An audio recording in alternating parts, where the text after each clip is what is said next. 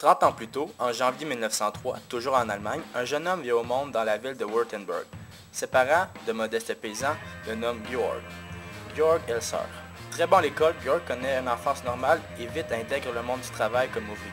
L'arrivée du Parti national-socialiste le rend cependant inquiet pour plusieurs raisons. Premièrement, les visites territoriales d'Hitler, comme l'Autriche en 1938, la Tchécoslovaquie et l'ouest de la Pologne en 1939, lui semblent inutiles vu les baisses de salaire énormes que subissent plusieurs ouvriers. Également, il voit d'un très mauvais œil l'endoctrinement des jeunes Allemands dans ce qu'on appelle la jeunesse hitlérienne. Georg décide alors d'agir.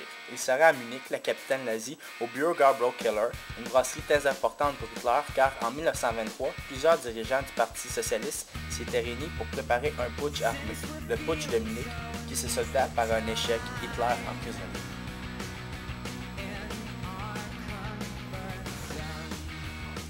Georg décide d'aller jeter un coup.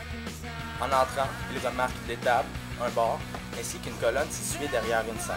C'est là qu'il y déposera la bombe dans la colonne. En levant les yeux, il voit une porte au deuxième étage dans laquelle se trouvent des boîtes de carton. Là sera sa cachette. Le jeune Allemand essaie de se faire engager, mais sans succès. Alors il se rend dans une carrière de pierre où il est engagé, là où on utilise les explosifs que Georg utilise. Dans son placard, il attend la vie. Celle-ci tombée, il commence à creuser la colonne.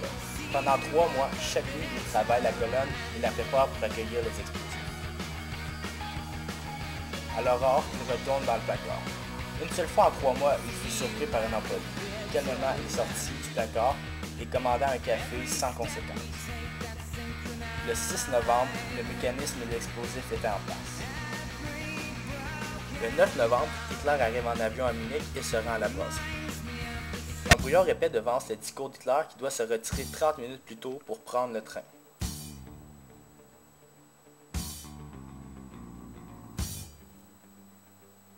« 13 minutes plus tard, la colonne explose. Hitler est dans son train. Elser, se dirigeant vers la Suisse, un pays sûr, emprunte des rues sécuritaires.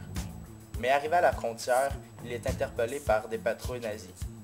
Sous la torture, Elser avoue qu'il est aussitôt emprisonné. Il est quelques années plus tard envoyé au camp de concentration de Dachau, où il décédera en avril 1945.